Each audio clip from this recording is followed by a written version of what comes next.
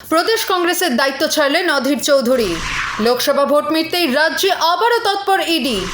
Vote পরবর্তী সন্ত্রাসে আক্রান্তদের নিয়ে মিছিলের অনুমতি দিল কলকাতা হাইকোর্ট।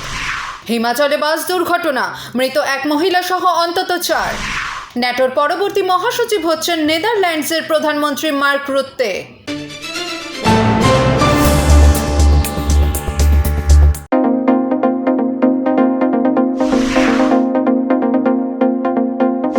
প্রদেশ কংগ্রেসের দায়িত্ব ছাড়লেন অধীর চৌধুরী।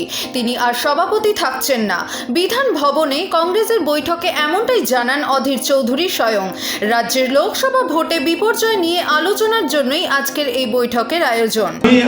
কংগ্রেসের অস্থায়ী সভাপতি, কারণ মল্লিকার্জুন খাড়গে যে থেকে সভাপতি হয়েছে সে তো ভারতবর্ষের আর কোন রাজ্যের সভাপতি হয়নি। এবার করবেন তখন দেখতে হবে আপনারা। আমি তো অস্থায়ী সভাপতি, আমি তো অস্থায়ী, এমনি অস্থায়ী সভাপতি। লোকসভা ভোট মিটতেই আবারও তৎপর কেন্দ্রীয় সংস্থা ইডি। শুক্রবারও এদিন রানীগঞ্জের এক শিল্পপতির বাড়িতে তল্লাশি অভিযান চালায়। ইডি আধিকারিকদের সঙ্গে উপস্থিত ছিল প্রচুর কেন্দ্রীয় বাহিনী। জানা গিয়েছে চণ্ডী কেডিয়ারের এ রাজ্যে বেশ কয়েকটি লোহার ফ্যাক্টরি রয়েছে, বাইরেও রয়েছে বেশ কয়েকটি কারখানা। উত্তরপ্রদেশের লখনৌতেও রয়েছে ব্যবসা। যদিও কী কারণে শিল্পপতির বাড়িতে অভিযান চালানো হয়েছে তা স্পষ্ট নয়। ভোট পরবর্তী সন্ত্রাসে আক্রান্তদের নিয়ে মিছিলের অনুমতি দিল কলকাতা হাইকোর্ট। বঙ্গ বিবেক নামক একটি সংস্থাকে এই অনুমতি দেয় আদালত। শর্ত সাপেক্ষে আগামী সোমবার দুপুর 2টো থেকে মিছিলের অনুমতি দিয়েছে আদালত।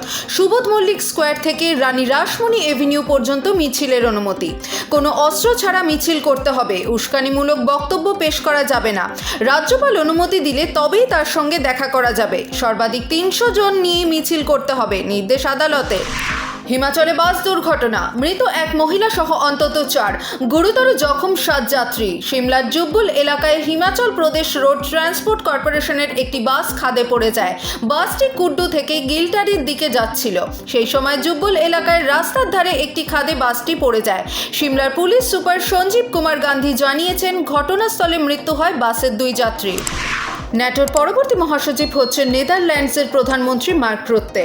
রোমানিয়ার প্রেসিডেন্ট ক্লাউস ইউহানিস নিজের নাম প্রত্যাহার করায় জোটের পরবর্তী মহাসচিবের পদে নিশ্চিত মার্ক রুত্তে। ন্যাটোর বর্তমান মহাসচিব ইয়ানেস স্টলটেনবার্গের স্থলাভিষিক্ত হওয়ার জন্য প্রতিদ্বন্দ্বিতা করেছিলেন মার্ক রুত্তে ও ক্লাউস ইউহানিস।